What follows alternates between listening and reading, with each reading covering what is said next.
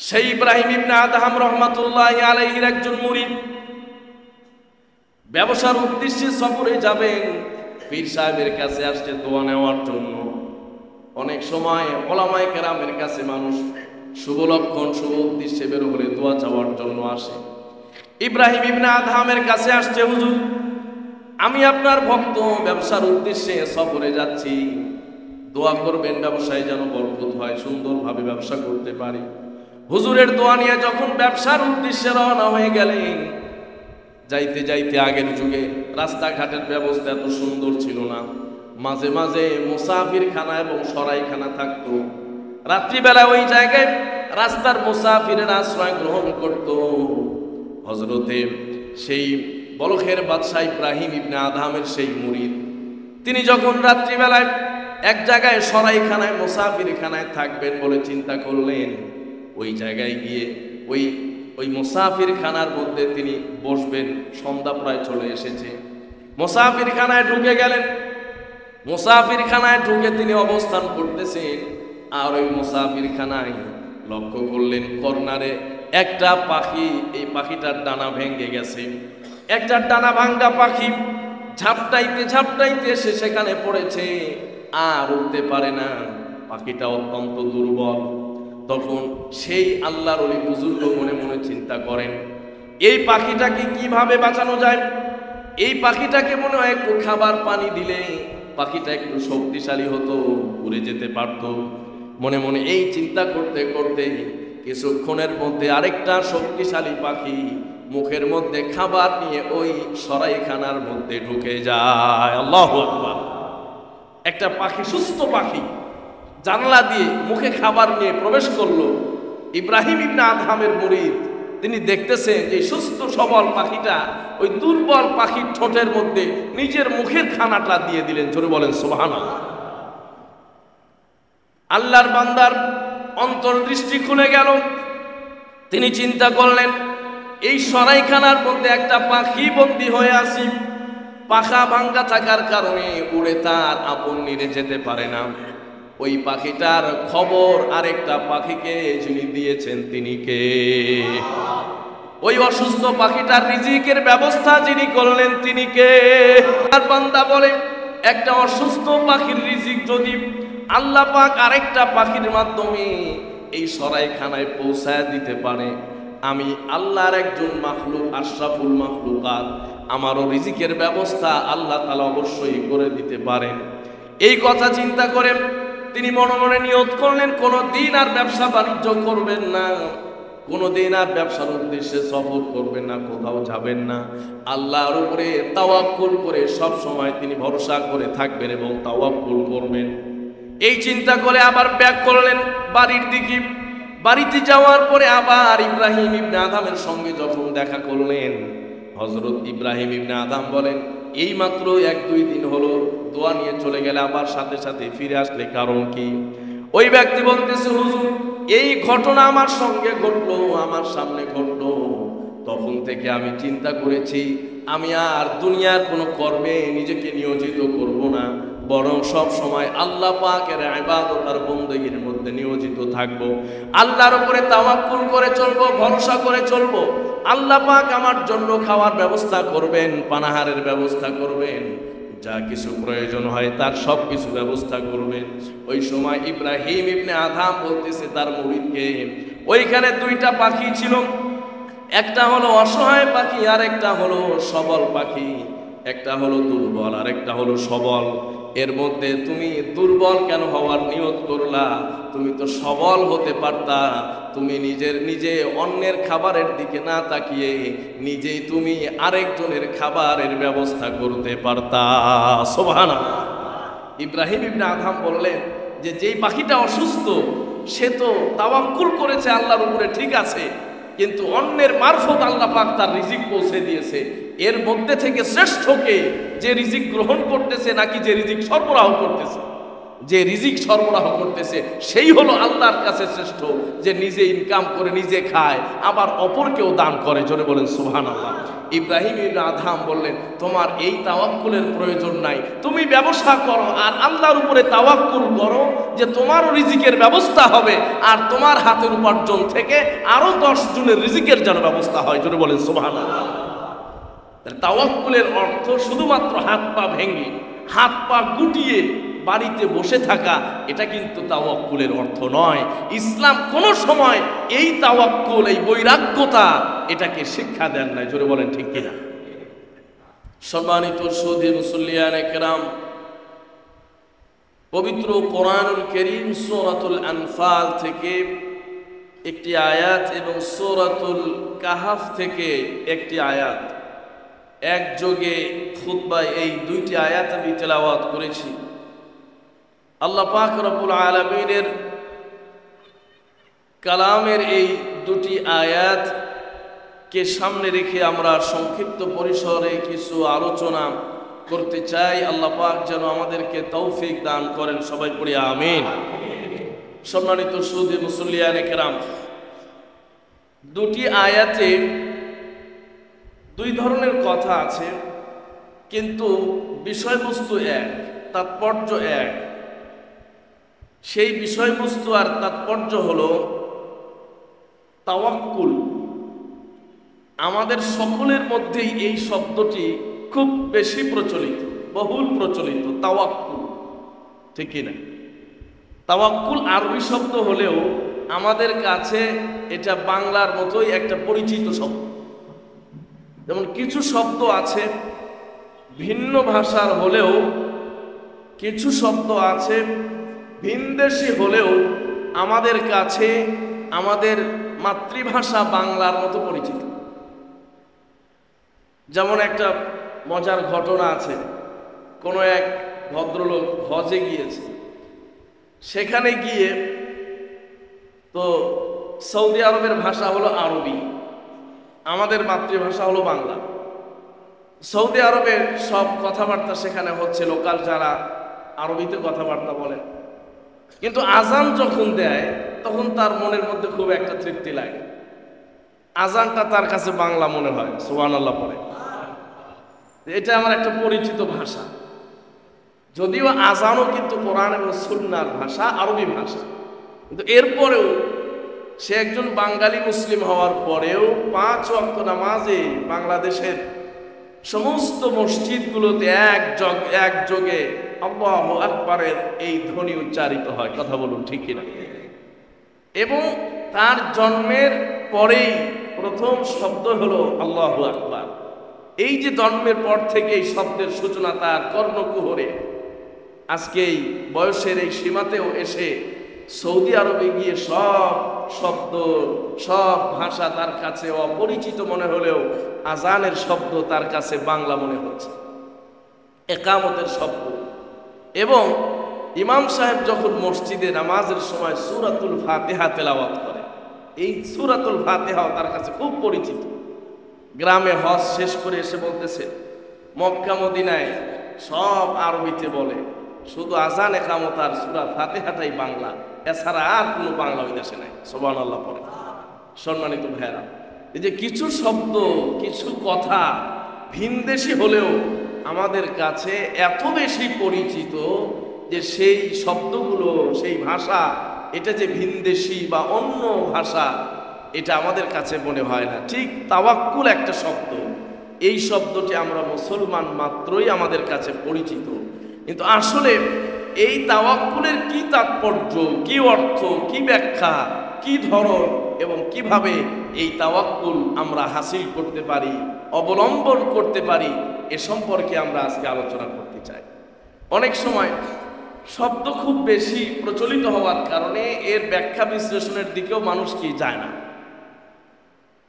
একদিন এক ছাত্রকে জিজ্ঞেস করছে, কিতাবুল বুয়ু, বুয়ু মানে বাই, ক্রয় বিক্রয়, তো এটা এত বেশি চর্চা হচ্ছে, একটা অধ্যায় 200-300 পৃষ্ঠা, তো বছরের শেষ দিক দেয়, সবার মনে আছে তো বাইউন শব্দের অর্থ কি? এক ছাত্র বলতেছে, হুজুর বাইউন মানে বাই, মানে তাওয়াক্কুল, মানে তাওয়াক্কুল, এটার যে কি অর্থ, এটার যে কি তাৎপর্য, এটার পেছনে আমরা যাওয়ার প্রয়োজনই মনে করি না, এটা বহুল প্রচলিত হওয়ার কারণে। আল্লাহ পাক রব্বুল আলামিন বলেন, ইন্নামাল মুমিনুনা আল্লাযীনা ইযা যুকিরাল্লাহু ওয়াজিলাত কুলুবুহুম ওয়া ইযা তুলিয়াত আলাইহিম আয়াতুহু যাদাতুহুম ঈমানান ওয়া আলা রাব্বিহিম ইয়াতাওয়াক্কালুন। আল্লাহ পাক রব্বুল আলামিন সূরাতুল আনফালে বলেন, ইন্নামাল মুমিনুনা আল্লাযীনা ইযা যুকিরাল্লাহ, নিশ্চয় যারা ঈমানদার, যারা ঈমান এনেছে, ওই ঈমানদার গোলামগুলো যখন আল্লাহর জিকির করে, ওই ঈমানদার গোলামগুলো যখন আল্লাহর নাম জবানে উচ্চারণ করে, ইন্নামাল মুমিনুনা আল্লাযীনা ইযা যুকিরাল্লাহ, যখন ঈমানদারেরা আল্লাহর জিকির করে, আল্লাহর নাম উচ্চারণ করে, ওয়াজিলাত কুলুবুহুম, তাদের অন্তরগুলো প্রকম্পিত হয়ে যায়, তাদের অন্তরগুলো প্রকম্পিত হয়ে যায়, তাদের অন্তর ভীত সন্ত্রস্ত হয়ে যায়। কারণ আল্লাহ পাকের সত্তা, আল্লাহ পাকের মান, আল্লাহ পাকের ক্ষমতার তার কথা ওই সমস্ত ঈমানদারের অন্তরের মধ্যে আছে না নাই? আল্লাহ পাকের বরত্বের কথা যখন মুমিন তার হৃদয়ে ধারণ করে আল্লাহর জিকির করে, আল্লাহর নাম স্মরণ করে, তখন তার অন্তর, তার হৃদয় আন্দোলিত হয়, প্রকম্পিত হয়, ভীত সন্ত্রস্ত হয়ে যায়।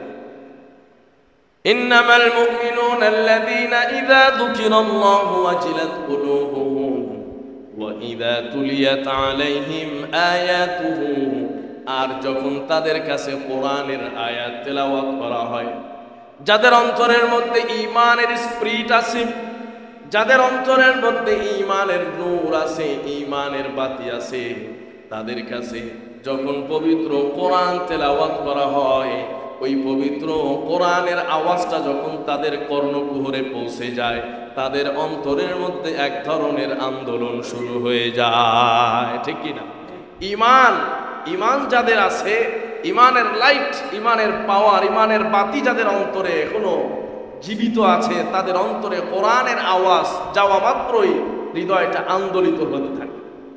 ইন্নামাল মুমিনুনা আল্লাযীনা ইযা যুকিরাল্লাহু ওয়াজিলাত কুলুবুহুম ওয়া ইযা তুলিয়াত আলাইহিম আয়াতুহু, আল্লাহ পাক বলেন, ঈমানদারদের কাছে যখন কোরআনের আয়াত তেলাওয়াত করা হয়, যাদাতুহুম ঈমানা, ওই সকল ঈমানদারদের কোরআনের আয়াত শোনার কারণে তাদের ঈমানের কোয়ালিটি, তাদের ঈমানের পাওয়ারটা বেড়ে যায়। আল্লাহু আকবার। যাদাতুহুম ঈমানা, তাদের ঈমান বেড়ে যায়। কোরআন তেলাওয়াত শুনলেই ঈমান বেড়ে যায়। আল্লাহ পাক এখানে বলেন নাই কোরআন বুঝে শুনে পড়তে হবে, কোরআন বুঝে শুনে এরপরে শুনতে হবে, কথা বলেন নাই।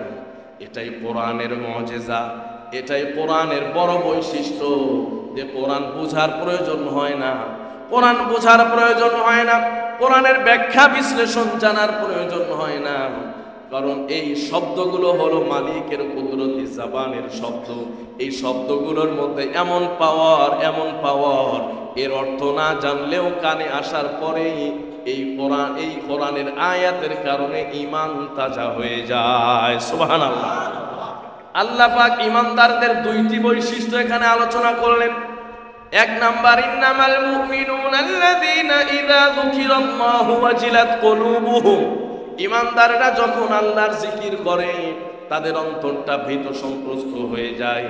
ওয়া ইযা তুলিয়াত আলাইহিম আয়াতুহু যাদাতুহুম ঈমানা, আর যখন তাদের কাছে কোরআনের আয়াত তেলাওয়াত করা হয় তাদের ঈমানটা বেড়ে যায়।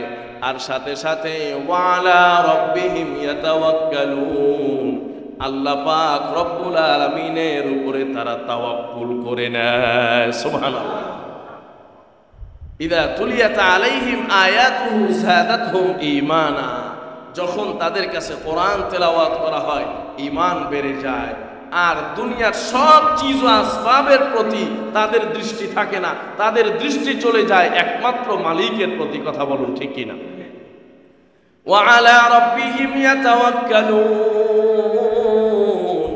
তারা তাদের রবের উপরে ভরসা করে, তাওয়াক্কুল করে। তাওয়াক্কুল শব্দের অর্থই হলো ভরসা করা, নির্ভর করা। ইমানদার একমাত্র ভরসা করবে কার উপরে? ইমানদারের একমাত্র ঠিকানা কে? ইমানদারের একমাত্র আশ্রয় স্থল হলো আল্লাহ। ইমানদারের একমাত্র ভরসার জায়গা হলো আল্লাহ। দুনিয়ার কোনো বস্তু, দুনিয়ার কোনো জিনিস, দুনিয়ার কোনো বস্তু এবং আসবাব, দুনিয়ার যত উপকরণ আছে, কোনো উপকরণের উপরে কোনো ইমানদার ভরসা করতে পারে না।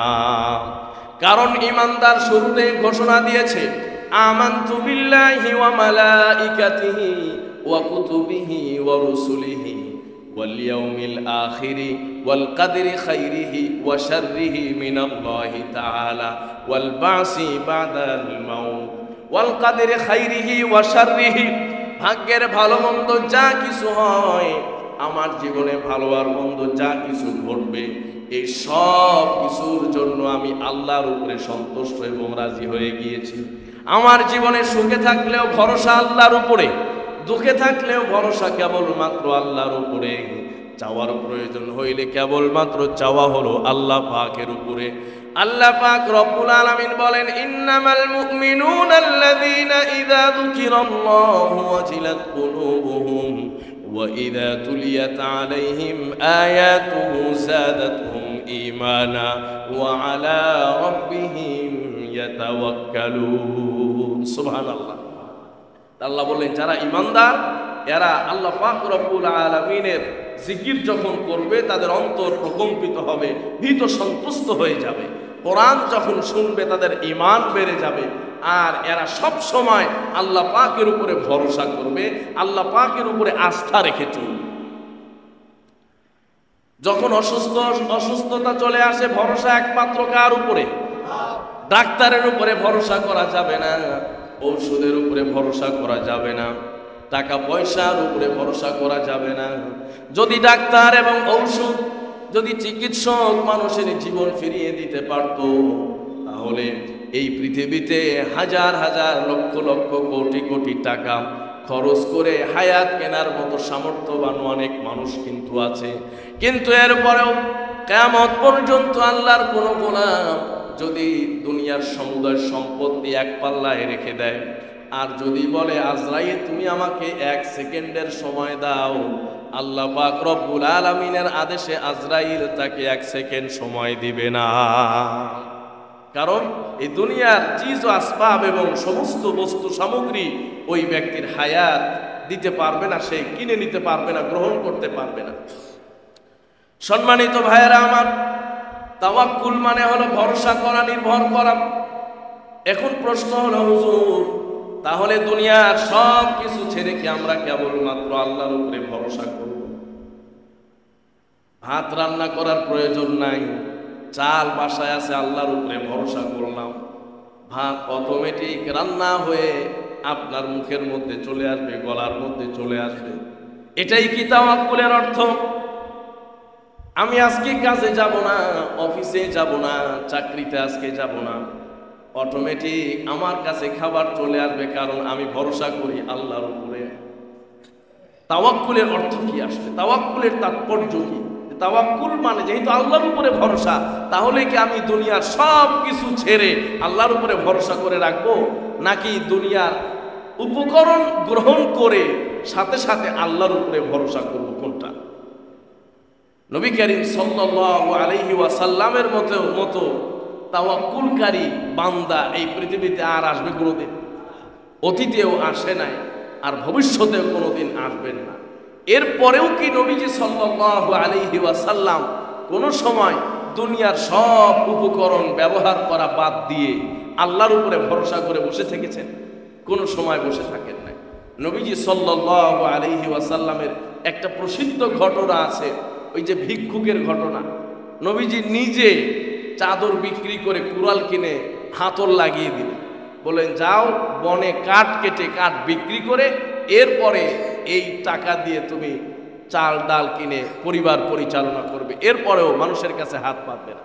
নবীজি কিন্তু তাওয়াক্কুলের শিক্ষা এখানে দেন নাই যে সব কিছু ছেড়ে কেবলমাত্র আল্লাহর উপরে ভরসা করে বসে থাকো, তোমার বাসায় খাবার চলে আসবে। হযরত ইব্রাহিম ইবনে আদহাম রহমাতুল্লাহি আলাইহি, যিনি প্রথমে বলখের বাদশা ছিলেন, সুবহানাল্লাহ পড়ে, বলখের বাদশা। তো বলখের বাদশা ইব্রাহিম ইবনে আদহাম রহমাতুল্লাহি আলাইহি, তিনি বাদশাহী ছেড়ে জঙ্গলে গিয়েছিলেন, লম্বা ঘটনা আছে। তখন আল্লাহ পাক তাকে বেলায়াত দান করেছিলেন, আল্লাহর ওলি হয়ে গিয়েছিলেন, সুবহানাল্লাহ। তাহলে বাদশাহী করার পরেও আল্লাহর ওলি হওয়া যায়, ঠিক কিনা? বলখের বাদশা একদিন শুয়ে আছে, কাইলুলা করতেছে, তখন ছাদে আওয়াজ হইতেছে। ছাদে কিসের আওয়াজ?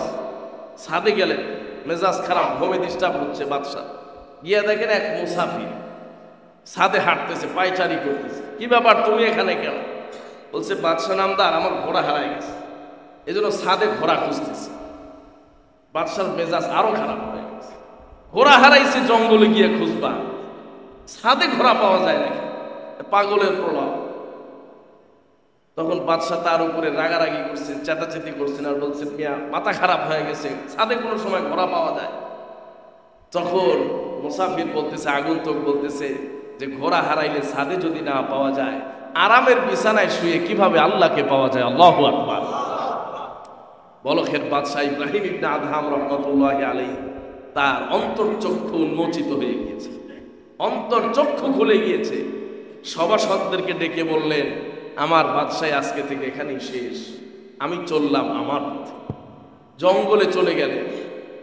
ওই জঙ্গলে অনেক মানুষ সাধনা করতেছিল, অনেক মানুষ সাধনা করতেছিল। তাদের জন্য এক ধরনের খাবার আসত, নিম্নমানের, মধ্যম মানের। বলখের বাদশাহ যখন জঙ্গলে গেছেন, পরের রক্তে যে খাবার বলখের বাদশার জন্য আল্লাহ পাক পাঠিয়ে দিয়েছেন, এই খানার ঘ্রাণে পুরা জঙ্গল মাতোয়ারা হয়ে গিয়েছে, সুবহানাল্লাহ। জঙ্গলের আরো যারা সাধক, যারা সাধনা করতেছে, আল্লাহর সাথে ইলহামে কথা হলো যে আল্লাহ, আমরা এতদিন ধরা আপনার সাধনা করতেছি, আপনাকে তা পাওয়ার জন্য চেষ্টা করতেছি, তপস্যা করতেছি, আমাদেরকে যে খাবার দেন এটার তো এত ঘ্রাণ না, মান তো এত ভালো না। আজকে প্রথম দিন এক ব্যক্তি আসলো, এত উন্নত মানের খাবার দিলেন, পুরা বন, পুরা জঙ্গল ঘ্রাণে মুখরিত হয়ে গিয়েছে। আল্লাহ পাক জানায় দিলেন যে তোমরা যে ধরনের খাবার ছেড়ে এসেছো, তোমাদেরকে সেইটাই দিয়েছি। ইব্রাহিম ইবনে আদহাম, সে রাজত্ব ছেড়ে এসেছে, সে এই দামি দামি খানা ছেড়ে আমাকে পাওয়ার জন্য এসেছে, এই জন্য আমি তার জন্য এই স্পেশাল ব্যবস্থা করেছি, সুবহানাল্লাহ। আমাদের মধ্যে এখনো এক শ্রেণীর মানুষ আছে, বাড়িতে খাবার নাই, চলে গেছে অমুক সফরে, তমুক সফরে, আল্লাহর উপরে ভরসা করে। সম্মানিত ভাইয়েরা আমার, আল্লাহর উপরে ভরসা তো আমাদের সব সময় আছে, সকল ক্ষেত্রেই আছে। এর অর্থ এই নয় যে আমি বিপদের মুখে আমার পরিবারকে ঠেলে দিয়ে আমি কোথায় চলে যাব, ঠিক কিনা? নবীজি সাল্লাল্লাহু আলাইহি ওয়াসাল্লাম এবং সাহাবায়ে কেরামের আমল ছিল, তারা সুন্নাত হিসেবে দুনিয়ার আসবাব এবং উপকরণ ব্যবহার করতেন, কিন্তু এই আসবাব এবং উপকরণের উপরে তাদের কোনো ভরসা থাকতো না। এটা মাত্র একটা ফর্মালিটি, একটা ফর্মালিটি, বাস খানা খেতে হয় তাই। কিন্তু খানার মধ্যে শক্তি আছে, কে বলছে? খানাতে যদি আল্লাহ পাক শক্তি না দেন, কোনো খাবারের শক্তি নাই যে আপনার শরীরে, আমার শরীরে শক্তি যোগাতে পারে। আওয়াজ করে বলুন, ঠিক কিনা? একই হোটেলের খাবার খেয়ে কেউ মাশাআল্লাহ খুব মোটা তাজা, আবার কেউ অসুস্থ হয়ে পড়েছে। একই ফ্যামিলিতে একই হাঁড়িতে রান্না হয়, একই মায়ের একই বাপের 3 সন্তান। একটা দেখবেন খুব নাদুস নুদুস মাশাআল্লাহ, খুব সুন্দর স্বাস্থ্য, আরেকটা দেখবেন এমন হ্যাংলা, আছে না নাই? তাহলে খাবারই যদি শক্তি যোগায়, তাহলে একই প্লেটের, একই রান্নার, একই হাঁড়ির, একই মায়ের হাতের রান্না খেয়ে 3 ভাইয়ের স্বাস্থ্য 3 রকম হয় কেন? 3 ভাইয়ের শক্তি 3 রকম হয় কেন? 3 ভাইয়ের মেধা 3 রকম হয় কেন? 3 ভাইয়ের আমল 3 রকম হয় কেন? কথা বলেন, ঠিক কিনা? সম্মানিত ভাইয়েরা, এই জন্য তাওয়াক্কুল মানে এই নয় যে আপনার ব্যবসা বাণিজ্য, কাজ কর্ম সব কিছু ছেড়ে আপনি সারাদিন মসজিদে বসে থাকবেন। তাওয়াক্কুল হলো আল্লাহর উপরে ভরসা। দুনিয়ার যে উপকরণ আছে, আসবাব আছে, আমার প্রয়োজন মাফিক সেটা আমি গ্রহণ করতে পারি, কিন্তু সর্বোচ্চ ভরসা, পরিপূর্ণ ভরসা, আস্থা থাকবে একমাত্র আল্লাহ পাকের উপরে। মুফতি মোহাম্মদ শফি রহমতুল্লাহি আলাইহি পাকিস্তানের গ্র্যান্ড মুফতি ছিলেন, বর্তমানে পুরা বিশ্বের আলোচিত এবং বড় মুফতি মোহাম্মদ তাকি উসমানী দামাত বারাকাতুহু তার বাবা। তো ওনার একজন ব্যক্তিগত ডাক্তার ছিল, ডাক্তার সগীর আহমদ চৌধুরী।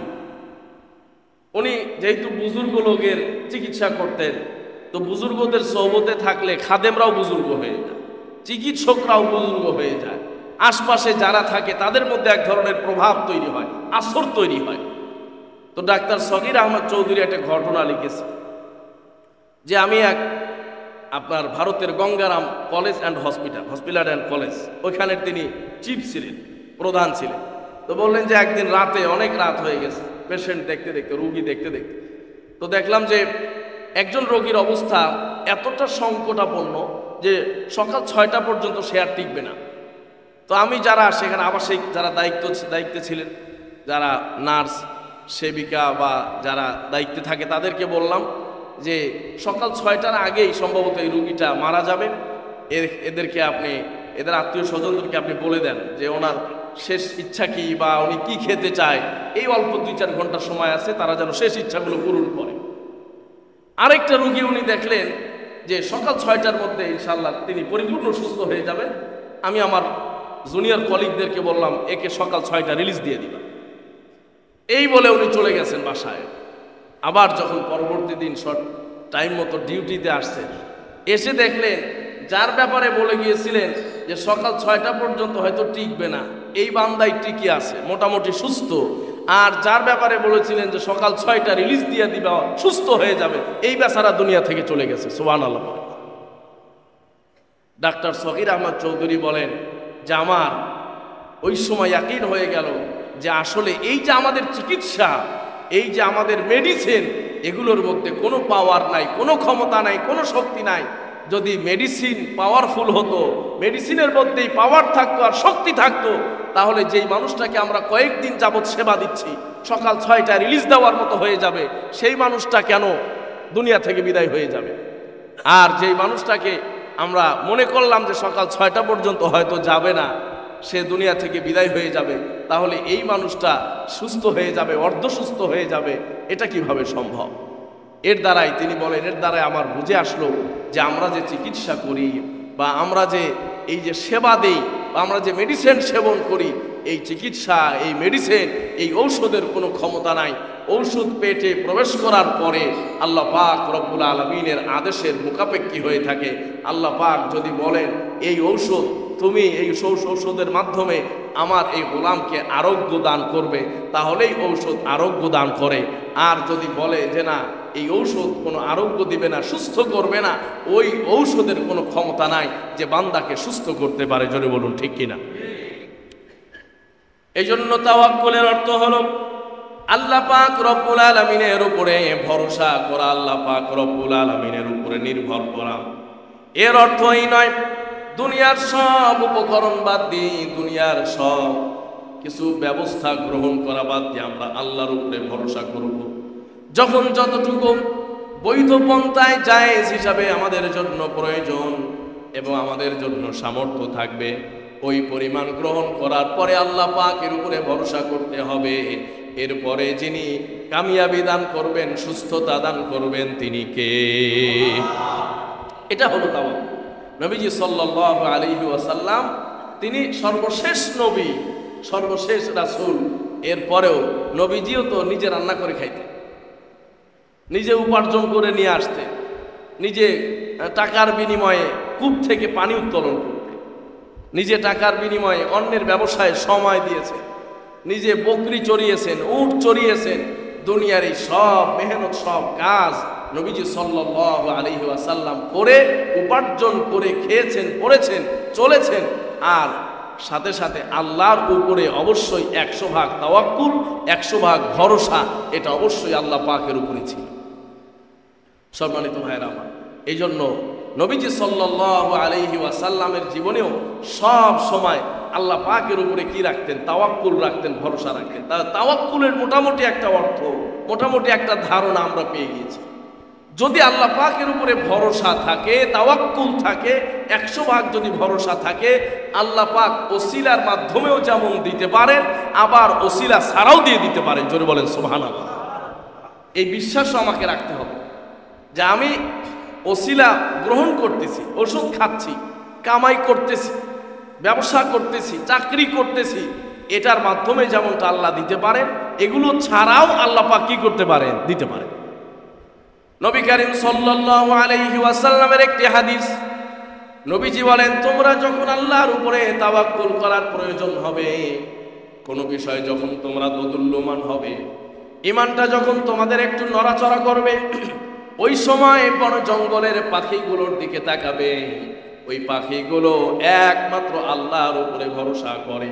কোনো পাখির কোনো ব্যবসা বাণিজ্য নাই, কোনো বাসা ভাড়া নাই, কোনো দোকান ভাড়া নাই, কোনো চাকরি নাই, কোনো ইমামতি নাই, খতিবি নাই, কোনো ধরনের চাকরি নাই, আয়ের কোনো নির্দিষ্ট উৎস নাই, আয়ের কোনো ইনকামের কোনো ব্যবস্থা নাই। এরপরেও কোনো পাখি এমন হলো না যে সেই পাখি অনাহারে মারা গেছে। কথা বলেন ঠিক কিনা? কোনো পাখি এখনো পর্যন্ত এমন হয় নাই যে এই পাখি অনাহারে মারা গিয়েছে। কিয়ামত পর্যন্ত একটা পানি, একটা প্রাণী যাদের রিজিকের জিম্মাদারি আল্লাহ নিয়েছেন, আর যারা আল্লাহ পাকের উপরে তাওয়াক্কুল করে চলে, এরা কোনো সময় রিজিকের অভাবে মারা যাবে না, মারা যায় না। নবীজি আমার সাহাবায়ে কেরামকে বলেন, তোমরা একটু পাখিদের দিকে তাকাইবা, সকাল বেলায় খালি পেটে বের হয়ে যায়, সন্ধ্যা বেলায় আবার পেট ভর্তি করে খানা নিয়ে বাসায় ফিরে আসে। তোমরা একটু পাখিদের দিকে তাকাইবা যে আল্লাহ পাক রব্বুল আলামিন কিভাবে তাদের রিজিকের ব্যবস্থা করেন। কেন? তাদের তাওয়াক্কুল হলো 100 ভাগ। তাদের তাওয়াক্কুল হলো কি? 100 ভাগ। ঠিক আমাদের মধ্যেও তাওয়াক্কুলটা যার যত পারছেন, আল্লাহ পাক রব্বুল আলামিন তার সঙ্গে ওই পরিমাণ ওইভাবেই মুআমালা করবেন, আচরণ করবেন। কেউ যদি 100 ভাগ তাওয়াক্কুল করতে পারেন আল্লাহর উপরে, যে না আমি আল্লাহর উপরে ওই তাওয়াক্কুল করলাম, দুনিয়ার কোনো কিছু আমি গ্রহণ করব না, আল্লাহ পাক তাকে দুনিয়ার সব উপায় উপকরণ ছাড়াই তাকে রাখতে পারেন, জীবিত রাখতে পারেন, সুস্থ রাখতে পারেন, খাওয়াইতে পারেন, পড়াইতে পারেন। কথা বলেন ঠিক কিনা? হযরত ইউসুফ আলাইহিস সালামের ঘটনা আমাদের শোনা আছে, জানা আছে। আল্লাহর উপরে তাওয়াক্কুল করে দৌড় দিয়েছেন, সব দরজা খুলে গেছে। ইব্রাহিম আলাইহিস সালাম অগ্নিকুণ্ডে ঝাঁপ দিয়েছেন, আল্লাহর উপরে ভরসা। জিবরিল আসছেন, অফার করছেন, সহযোগিতা করবেন, পৃথিবীর সব মাখলুক সহযোগিতা করবেন। হযরত ইব্রাহিম আলাইহিস সালামকে অফার করা হয়েছে। হযরত ইব্রাহিম বললেন, তোমরা সবাই দেখো, আমার আল্লাহ কি দেখে না? সুবহানাল্লাহ পড়ে। আল্লাহ বলছেন, জিবরিল ও তো আর কারোর উপরে তাওয়াক্কুল করেন, একমাত্র তাওয়াক্কুল করে আমি আল্লাহর উপরে। সুতরাং যাও, আগুনটাকে একটা সুন্দর ফুলের বাগানে রূপান্তরিত করে দাও। সুবহানাল্লাহ। নবী করিম সাল্লাল্লাহু আলাইহি ওয়াসাল্লাম তার জীবনে তাওয়াক্কুল ছিল, কিন্তু উম্মতকে সব সময় শিক্ষা দেওয়ার জন্য নবীজি চাইলে পারতেন যুদ্ধের ময়দানে যুদ্ধ করা ছাড়াই, তরবারি পরিচালনা করা ছাড়াই যুদ্ধ জয় হয়ে যাবে। এরপরেও আল্লাহ পাক রব্বুল আলামিনের হাবিব মেহনত করে, কষ্ট করে, জিহাদ করে, রক্ত ঝরিয়ে ইসলামকে বিজয় করেছেন। এর দ্বারা তিনি উম্মতকে শিক্ষা দিয়ে গেছেন যে সব সময় এই তাওয়াক্কুলের নামে দুনিয়ার উপকরণ বর্জন করার কোনো সুযোগ নাই। দুনিয়ার উপকরণ যেখানে গ্রহণ করার প্রয়োজন সেখানে গ্রহণ করা যাবে। ইমানদার সব সময় দুনিয়ার উপকরণ গ্রহণ করলেও যেমন আল্লাহর উপরে ভরসা রাখবে, আবার দুনিয়ার উপকরণ যদি গ্রহণ না করে তারপরেও আল্লাহর উপরে ভরসা রাখবে। আল্লাহ পাক রব্বুল আলামিন পবিত্র কোরআনুল কারীমে সূরাতুল কাহফে একটি আয়াত নাজিল করলেন, ওয়ালা তাকুলান্না লিশাইইন ইন্নী ফাইলুম যালিকা গাদা ইল্লা আন ইয়াশা আল্লাহ। মক্কার কাফেরেরা নবী করিম সাল্লাল্লাহু আলাইহি ওয়াসাল্লামকে এবং তার ইসলামের অগ্রযাত্রাকে রোধ করে দেওয়ার জন্য, বন্ধ করে দেওয়ার জন্য, স্টপ করে দেওয়ার জন্য বিভিন্নমুখী ষড়যন্ত্র, ওই সময় ষড়যন্ত্রের অংশ হিসাবে নবীজিকে আটকানোর জন্য, নবীজির জবানটাকে বন্ধ করে দেওয়ার জন্য মদিনার ইহুদিদের সঙ্গে পরামর্শ করলো। মদিনার ইহুদিরা ছিল খুব পণ্ডিত এবং বুদ্ধিজীবী টাইপের। মদিনার ইহুদিরা বলল, তোমরা মুহাম্মদ সাল্লাল্লাহু আলাইহি ওয়াসাল্লামকে গিয়া কয়েকটা প্রশ্ন করবা, এই প্রশ্নের উত্তর যদি মুহাম্মদ সাল্লাল্লাহু আলাইহি ওয়াসাল্লাম দিতে পারেন তাহলে অবশ্যই তিনি একজন সত্য নবী, আর যদি এই প্রশ্নের উত্তরগুলো না দিতে পারেন তাহলে তিনি একজন মিথ্যাবাদী। মক্কার কাফেরদেরকে শিখিয়ে দেওয়া হলো, তোমরা গিয়ে জিজ্ঞেস করবা আসহাবুল কাহফের কথা, তোমরা গিয়ে জিজ্ঞেস করবা যুলকারনাইনের কথা, বাদশা যুলকারনাইনের কথা। মক্কার কাফেরেরা নবীজির কাছে আসলো, আসার পরে বলল, মুহাম্মদ তোমার কাছে আমরা জানতে চাই দুইটা প্রশ্ন। নবীজি বললেন, তোমরা বলো তোমাদের প্রশ্ন। মক্কার কাফেরেরা প্রশ্ন ছুড়ে দিল, মুহাম্মদ, আসহাবুল কাহাফের সংখ্যা কয়জন, পরিচয় সম্পর্কে আমরা জানতে চাই। আর যুলকারনাইন কোন বাদশা, তার পরিচয় সম্পর্কে জানতে চাই। নবীজি আমার বললেন, আগামীকাল এসো, তোমাদের প্রশ্নের উত্তর আমি দান করে দিব। সুবহানাল্লাহ। নবীজি বললেন, আগামীকাল এসো। আল্লাহ পাক রব্বুল আলামিন বলেন, ওয়ালা তাকুলান্না লিশাইইন ইন্নী ফাইলুন যালিকা গাদা ইল্লা আন ইয়াশা আল্লাহ। তোমরা কোনোদিন তোমাদের জীবনে আগামীকালের কোনো কাজ করার উদ্দেশ্যে যখন তোমরা নিয়ত করবা, ওই সময় সরাসরি বলো না আগামীকাল এই কাজ করব, আগামীকাল অমুক জায়গায় যাব, আগামী সময় এই কাজ করব, এই উদ্দেশ্যে আমরা বের হব, এগুলো বলবে না। সব সময় ভবিষ্যতের কোনো কাজ করার সময় যাকে সঙ্গে রাখতে হবে তিনি কে? নবীজি সাল্লাল্লাহু আলাইহি সাল্লাম সর্বশেষ নবী এবং রাসূল। তার তাওয়াক্কুলের কিন্তু কোনো অভাব ছিল না, আল্লাহর উপরে ভরসার কোনো অভাব ছিল না। এরপরেও তিনি আল্লাহকে শামিল করেন নাই। তিনি বলছেন, আগামীকাল এসো, তোমাদের প্রশ্নের উত্তর দিয়ে দিব। আল্লাহ পাক রব্বুল আলামিন নবীজিকে শিখিয়ে দিলেন, ইয়া রাসূলুল্লাহ, আগামীকাল বলেছেন উত্তর দিবেন, কিন্তু আপনি তো আমাকে সাথে রাখেন নাই, আপনি নিজেকে স্বয়ং সম্পূর্ণ মনে করেছেন। এই জন্য আল্লাহ পাক রব্বুল আলামিন একদিন দুই দিন নয়, মোট 15 দিন পর্যন্ত ওহীর দরওয়াজা বন্ধ করে দিলেন। জিবরিল আর আসেন না ওহী নিয়ে। তখন মক্কার কাফেররা পরের দিন যখন আসলো, নবীজির চেহারা মলিন হয়ে গিয়েছে। কি ব্যাপার, জিবরিল আসলো না, ওহী নাজিল হলো না, কি প্রশ্নের উত্তর আমি পেলাম না। ওই সময় মক্কার কাফেররা এসে বলল, মুহাম্মদ, আমাদের প্রশ্নের উত্তর কোথায়? নবীজি পাক রুদ্ধ হয়ে গেলেন, কোনো কথা নাই। এরপরে বলেন, আগামীকাল এসো, পরের দিনও কোনো অ্যানসার নাই। আর পরের দিন আসো, কোনো উত্তর নাই। নবীজি বারবার তাদেরকে দিন দেন, মিস হয়ে যায়, উত্তর দিতে পারেন না। এইভাবে 15 দিন পর্যন্ত অতিবাহিত হয়ে যায়। মক্কার কাফেররা বলল, এই তো মুহাম্মদ একজন মিথ্যা নবী। জোরে বলেন নাউজুবিল্লাহ। এটা প্রমাণিত হয়ে গেল। এই কথা যখন মক্কার মধ্যে ছড়াছড়ি হয়ে যাচ্ছে, প্রকাশিত হয়ে যায়, আল্লাহ পাক রব্বুল আলামিন সূরাতুল কাফের এই 23-24 নম্বর আয়াত নাজিল করে পাঠালেন, ওয়ালা তাকুলান্না লিশাইইন ইন্নী ফাইলুন যালিকা গাদা ইল্লা আন ইয়াশা আল্লাহ। আল্লাহ পাক রব্বুল আলামিন বলেন, নবী, আমি আপনার মাধ্যমে আপনার কিয়ামত পর্যন্ত সব উম্মতকে শিখায়া দিলাম, ভবিষ্যৎকালীন কোনো কাজ করার সময় অবশ্যই যেন নিয়তের সঙ্গে আমি আল্লাহকে স্মরণ রাখে। আল্লাহ পাক রব্বুল আলামিন শিখিয়ে দিলেন, ভবিষ্যতের কোনো কাজ যখন তুমি করার নিয়ত করবে, সঙ্গে সঙ্গে ইনশাআল্লাহ বলে আমি মালিককে সঙ্গে রাখো। সুবহানাল্লাহ। নবীজি সাল্লাল্লাহু আলাইহি ওয়াসাল্লাম অনুতপ্ত হলেন। নবীজি সাল্লাল্লাহু আলাইহি ওয়াসাল্লাম এরপর থেকে জীবনে আর কোনো সময় কোনো কাজের ক্ষেত্রে ইনশাআল্লাহ ছাড়েন নাই। এই জন্য কোনো বান্দা, কোনো ইমানদার যদি তার কোনো কাজের জন্য ইনশাআল্লাহ বলে, কাজের নিয়তের সঙ্গে সঙ্গে ইনশাআল্লাহ, ইনশাআল্লাহ মানে আল্লাহ যদি চান তাহলেই হবে। মানে আমি আমার নিয়তের সাথে কাকে সাথে রাখলাম? আল্লাহ পাককে সাথে রাখলাম। কোন বান্দা যদি ইনশাআল্লাহ পড়ে, আল্লাহ পাক রব্বুল আলামিন ওই কাজ আদায় করে দেওয়ার দায়িত্ব নিয়ে নেন। জোরে বলেন সুবহানাল্লাহ। কোন বান্দা যদি ইনশাআল্লাহ বলে কাজ করার নিয়ত করেন, আল্লাহ পাকের সাহায্য চলে আসে, আল্লাহ পাকের নুসরাত চলে আসে, আল্লাহ পাকের মদদ চলে আসে, আল্লাহ পাকের গায়বী সাহায্য চলে আসে। আর যেই বান্দা ইনশাআল্লাহ বলে না, ওই বান্দার কাজের দায়িত্ব আল্লাহ পাক নিজে তার উপরে ছেড়ে দিয়ে দেন। ইনশাআল্লাহ বললে ওই কাজের জিম্মাদারি আর আপনার উপরে একা থাকে না, স্বয়ং আল্লাহর উপরেও জিম্মাদারি চলে যায়। আর ইনশাআল্লাহ না বললে আমার আপনার উপরেই জিম্মাদারি থাকবে। আমার আপনার উপরে যদি জিম্মাদারি থাকে, সেই কাজ হওয়ার সম্ভাবনা বেশি নাকি না হওয়ার সম্ভাবনা বেশি?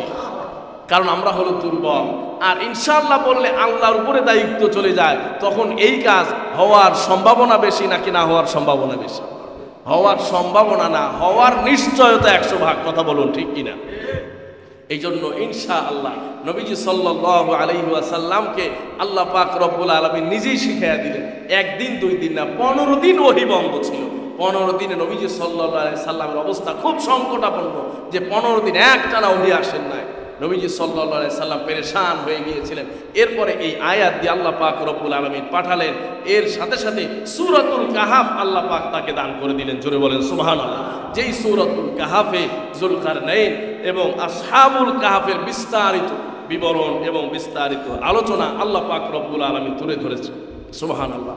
এই জন্য তাওয়াক্কুল মানে আল্লাহর উপরে ভরসা করা। তবে এর অর্থ এই নয় যে আমি একদম হাত পা গুটে 24 ঘন্টা মসজিদে ইতিকাফে থাকবো আর মহল্লা থেকে বিভিন্ন জায়গা থেকে মানুষ আমাকে এসে খাবার পৌঁছে দেবে, এটাকে তাওয়াক্কুল বলা যায় না। তাওয়াক্কুল হলো আমার সামর্থ্য অনুযায়ী আমি চেষ্টা করব, আমার সামর্থ্য অনুযায়ী আমি কোশিশ করব, মুজাহাদা করব। এরপরে আল্লাহ পাকের উপরে অবশ্যই আমার 100% ভরসা থাকবে। তিনি আমার জন্য যেটা মঞ্জুর করবেন সেটাই যেন তিনি ব্যবস্থা করেন। কথা বলেন ঠিক কিনা? সম্মানিত ভাইয়েরা আমার, এই জন্য সকল ক্ষেত্রে আমরা আল্লাহ পাক রব্বুল আলামিনকে কি করতে চাই? সাথে রাখতে চাই। আজকাল এমন অবস্থা, আমাদের এমন দুর্গতি, কোথায় ইনশাআল্লাহ আর কোথায় আলহামদুলিল্লাহ এটাও পাবলিক জানে না। কথা বল ঠিক কিনা? যে জিজ্ঞেস করি ভাই কেমন আছে, ইনশাআল্লাহ ভালো আছে। আচ্ছা বলেন তো এটা হইল ইনশাআল্লাহ হলো ভবিষ্যৎকালীন কোনো কাজের সময়। যদি বলেন হুজুর কোথায় যাচ্ছে, ইনশাআল্লাহ একটু রামপুরে যাওয়ার নিয়ত করেছি, এটা ঠিক আছে। তো ভবিষ্যৎকালীন কোনো কাজ, কোনো ক্রিয়ার সাথে ইনশাআল্লাহ যোগ হবে, এটা মনে থাকবে তো ইনশাআল্লাহ। আর যে কাজ সম্পূর্ণ হয়ে গেছে, খাবার দাবার শেষ হয়ে গেল, মাহফিলে শেষ হয়ে গেল, কোনো কাজ আপনার সমাপ্ত হয়ে গেল, তখন হলো আলহামদুলিল্লাহ, আল্লাহর প্রশংসা, যে আল্লাহর মেহেরবানিতে, আল্লাহর প্রশংসায় আমাদের এই কাজটা কি হয়ে গেল? সম্পূর্ণ হয়ে গেল।